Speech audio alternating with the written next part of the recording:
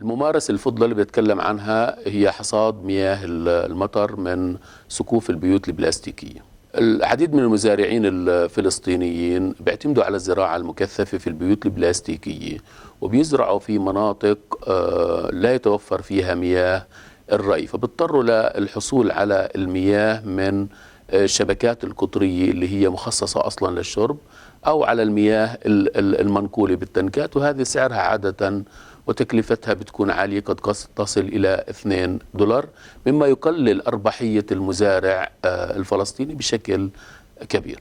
فمن 10 إلى 15 سنة بدأت المؤسسات التنموية بالعمل مع المزارع لمساعدته من خلال جمع مياه المطر في خزانات مبنية من الباطون المسلح فوق سطح الأرض، سعتها من 100 إلى 200 متر مكعب.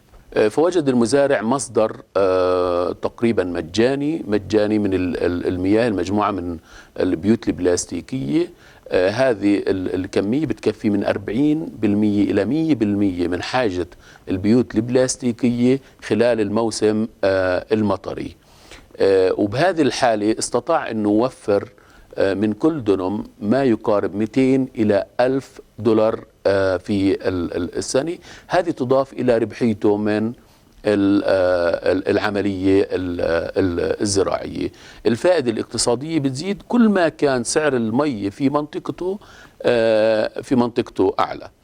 بعد تقريبا 5 سنوات كان في خيار جديد اللي هو الخزانات المعدنية، واللي كان بالإمكان أنه بنائها بحجم يصل إلى 500 متر مكعب بتكلفة مناسبة جدا للمزارع. هذه الممارسة كان يستعملها المزارعين في برك ترابية. هاي كانت تأخذ حجم كبير، كانت خطرة، صار حوادث فيها، غرق في هذه البرك، وخسارة المي من خلال التبخر كانت كبيرة.